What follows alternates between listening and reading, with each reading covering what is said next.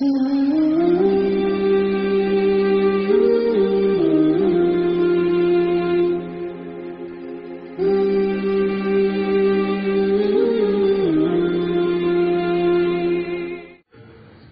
الله الرحمن الرحيم.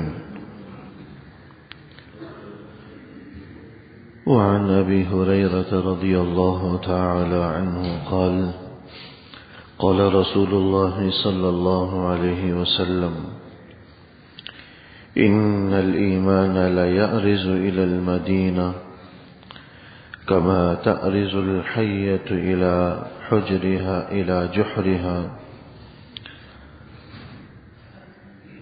حضرت ابو ہریرہ رضی اللہ تعالی عنہ سے یہ حدیث مبارک منقول ہے.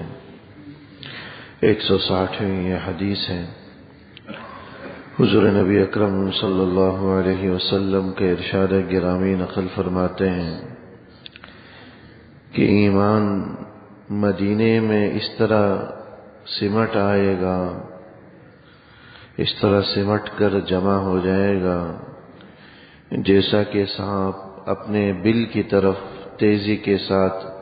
گھستا چلا جاتا ہے. لیأرز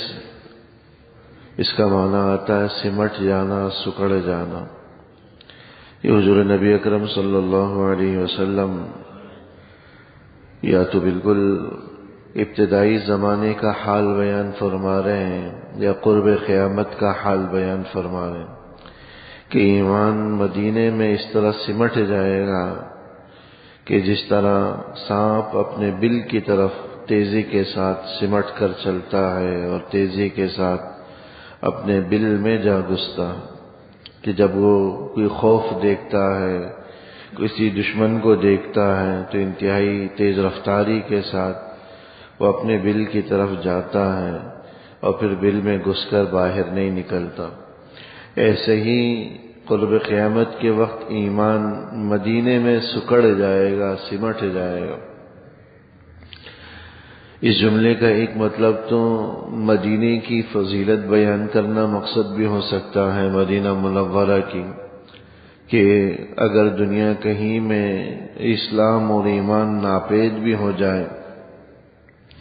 تب بھی اللہ جل شانہ مدینے کو ایمان والوں کے لیے محفوظ پناہ گاہ کی صورت میں رکھیں گے اور مدینہ ایمان والوں کے لیے محفوظ پناہ گاہ ہوگی جہاں پر وہ اپنے ایمان کو محفوظ رکھ سکیں گے، اپنے ایمان کو سالم رکھ سکیں گے. گویا کہ ہر وقت تا قیامت وہاں پر ایمان والے موجود ہوں گے. ایسا نہیں ہوگا کہ وہاں سے بھی ایمان والے معدوم ہو جائیں، ختم ہو جائیں، ناپید ہو جائیں. وہ تا قیامت وہاں ایمان والے موجود ہوں گے، سالم محفوظ ہوں گے. اور دوسرا مطلب اس کا یہ بھی لیا جا سکتا ہے کہ ایمان والے اتنی کم تعداد میں رہ جائیں گے، اتنی کم تعداد میں رہ جائیں گے کہ وہ سارے کے سارے مدینے کے اندر سمٹ کر جمع ہو جائیں اور باہر انہیں اپنے ایمان کو سالم اور محفوظ رکھنے کی کوئی جگہ نہیں ملے گی. یہ دجال کے خروج کے زمانے کی بات بیان کی جا رہی کہ جس وقت دجال کا خروج ہوگا تو اس کا فتنہ اتنا شدید ہوگا، اتنا سنگین ہوگا کہ دنیا میں جہاں کہیں کوئی ایمان والا ہو یا تو اس سے متاثر ہو جائے گا، اس کے حلقے میں شامل ہو جائے گا، یا اسے قتل کرنے کی اور مارنے کی کوشش کریں اور ایمان والے سب سمٹ کر مدینے میں جمع ہو جائیں گے. پھر حضرت امام مہدی علیہ السلام کا ظہور ہوگا اور روایات سے یہ بھی معلوم ہوتا ہے کہ دجال مدینے میں داخل ہونا چاہے گا لیکن اللہ جل شانہ نے مدینے کی حفاظت کے لیے فرشتوں کو مقرر کر رکھا ہوگا اور جیسے وہ قریب آنے کی کوشش کرے گا فرشتے اسے مار بھگائیں گے اور باوجود کوشش کے وہ مدینے میں داخل نہیں ہو سکے گا. تو وہاں اس کو ٹھکانہ نہیں ملے گا. تو جو وہاں رہے گا اپنے ایمان کو محفوظ رکھے گا اور جو اس سے باہر ہوگا وہ دجال کے فتنے میں مبتلا ہو جائے گا.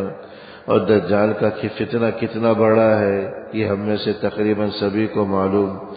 یہ روایات سے پتہ چلتا ہے کہ کوئی نبی ایسا نہیں گزرا کہ جس نے اپنی امت کے لوگوں کو دجال کے فتنے سے نہ ڈرایا ہو اور انہیں اس سے پناہ مانگنے کی تلقین نہ کی ہو، دعا کرنے کی تلقین نہ کی ہو۔ اتنا بڑا، اتنا سنگین اور شدید اس کا فتنہ ہوگا، تو ارد گرد کے جتنے لوگ ہوں گے اس کے فتنے سے متاثر ہوں گے، اس آزمائش میں وہ جو ہے ناکام ہو جائیں گے۔ لیکن جو مدینے میں اپنے آپ کو رکھ لے گا، جو مدینے کو اپنا ٹھکانہ بنا لے گا، جو مدینے میں سمٹ کر چلا جائے گا، تو دجال کے فتنے سے محفوظ رہے گا اور اپنے ایمان کو بھی وہ صحیح سالم رکھ لے گا، اپنے ایمان کی بھی حفاظت کر لے گا۔ بالکل ابتدائی اسلام کے وقت بھی تقریباً یہی حالت تھی۔ ابتدائی اسلام میں بھی ایمان والے سمٹ کر مدینے میں جمع ہو گئے تھے۔ جب مکے والوں کے مظالم سے تنگ آ کر مسلمانوں نے ہجرت کی، خود حضور نبی اکرم صلی اللہ علیہ وسلم کو وہاں سے ہجرت کرنی پڑی۔ سارے ایمان والے وہاں سے ہجرت کر کے مدینے آ گئے۔ کچھ ایمان والے جو حبشہ چلے گئے تھے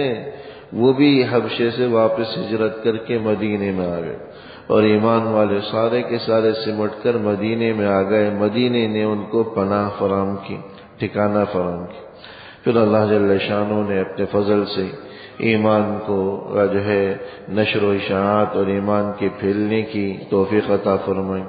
پھر ایمان مکے میں اور ساری دنیا میں پھیلا۔ یہی حال بالکل اختتام کے وقت اور قرب قیامت کے وقت ہوگا۔ اس سے پہلے کی روایت بھی گزری تھی کہ اسلام اجنبی بن کر اسلام کا آغاز جو ہوا تھا وہ بھی اجنبی حالت میں ہوا تھا، وَسَيَعُودُ كَمَا بَدَا، اور عنقریب دوبارہ یہ اپنی پہلی والی حالت کی طرف لوٹ آئے گا۔ تو اس حدیث سے بھی تقریباً یہی بات بیان کی جا رہی کہ جس طرح شروع میں ایمان والے سمٹ کر مدینے میں جمع ہو گئے تھے، پھر بعد میں اللہ نے ان کو عروج عطا فرمایا۔ قرب قیامت کے وقت بھی ایمان والے اتنی کم تعداد میں رہ جائیں گے کہ وہ سب سمٹ کر مدینے میں جو ہے نا جمع ہو جائیں گے، اور پھر مدینے میں ہی اپنے ایمان کو محفوظ رکھیں گے۔ اور بعض روایات سے مکے کا بھی ذکر آتا ہے کہ اللہ جل شانہ دجال کو نہ مدینے میں داخل ہونے کا موقع دیں گے اور نہ ہی مکے میں اس کو داخل ہونے کی جرأت ہوگی۔ تو مکہ اور مدینہ یہ دو محفوظ ٹھکانے ہوں گے ایمان والوں کے لیے، جہاں وہ اپنے ایمان کو سالم اور محفوظ رکھ سکتے ہوں۔ یہ ایک طرف مدینہ اور ان مقامات کی فضیلت اور اہمیت کو بھی بتلاتا ہے، اور ساتھ ساتھ یہ بتلاتا ہے کہ ایمان کی محفوظ رکھنے کی جگہ ہیں، ایمان کو تازہ دم کرنے کی بھی جگہ ہیں۔ آج بھی جو اگرچہ قرب قیامت کا موقع ہو یا نہ ہو، لیکن جو لوگ وہاں جاتے ہیں وہ اپنے ایمان کو تازہ دم ہی محسوس کرتے ہیں۔ مدینہ کی زیارت، مسجد نبوی کی زیارت، روضہ مبارکہ کی زیارت، ریاض الجنہ کی زیارت، یہ وہ جگہ ہیں جہاں کو دیکھنے سے انسان کا ایمان تر و تازہ ہو جاتا ہے، ایمان کے اندر حلاوت، تازگی محسوس ہوتی ہے۔ بیت اللہ ہے، مسجد حرام ہے، بیت اللہ کو دیکھ کر نماز پڑھے، ایمان کا مزہ ہی کچھ اور ہوتا ہے جس کو لفظوں میں بیان نہیں کیا جا سکتا۔ تو وہاں جانے والے اپنا ایمان تازہ کر کے آتے ہیں، اور وہاں جانے والے گناہوں سے پاک صاف ہو کر آتے ہیں۔ بالکل ایسا ہی فرمایا کہ قرب قیامت کے وقت بھی ایمان کو محفوظ رکھنے کی جگہ بس یہی ہوں گی۔ تو جو یہ چاہتا ہے کہ اپنا ایمان محفوظ رکھیں، اپنے ایمان کو سالم رکھیں، تو ان جگہوں سے اپنے تعلق کو مضبوط رکھیں، ان مقامات سے جہاں ہم دنیا جہاں میں سیر سپاٹوں میں اب پیسے خرچ کرتے ہیں، سرمایہ دینا لگاتے ہیں، اپنے اوقات کو یا اپنے سرمایے کو عمرے میں یا حج کرنے میں لگائے، بالخصوص جن پر حج فرض ہو، تو اس میں بالکل تاخیر ان کو نہیں کرنی چاہیے۔ اللہ معاف کرے، ہمارے یہاں ذہن یہ بن چکا ہے کہ لوگ سمجھتے ہیں کہ یہ تو بالکل بڑھاپے کی عبادت ہے، فارغ ہوں گے ہر چیز سے، ریٹائر ہوں گے تب جا کر جو ہے نا اس فریضے کو ادا کریں گے، اس عبادت کو ادا کریں گے۔ تو تو ایسا نہیں ہے، یہ تو جوانی کی عبادت ہے، یہ تو اللہ جل شانہ نے مال کے ساتھ اس کا تعلق رکھا۔ جب بھی انسان کے پاس اتنا سرمایہ ہو کہ وہ وہاں کا سفر اور اخراجات کر سکے اور اخراجات کو برداشت کر سکے، تو اس کو جلد سے جلد جتنا ممکن ہو اتنی عبادات کی ادائیگی کا اہتمام کرنا چاہیے کہ وہاں جو جاتا ہے اپنے ایمان کو تر و تازہ کر لیتا ہے، تازہ دم کر لیتا ہے اور اپنی ایمان کی حفاظت کا ایک ذریعہ بھی بنا لیتا۔ دعا فرمائے اللہ جل شانہ مجھے ربنا تقبل منا انك انت السميع وتب علينا انك انت التواب الرحيم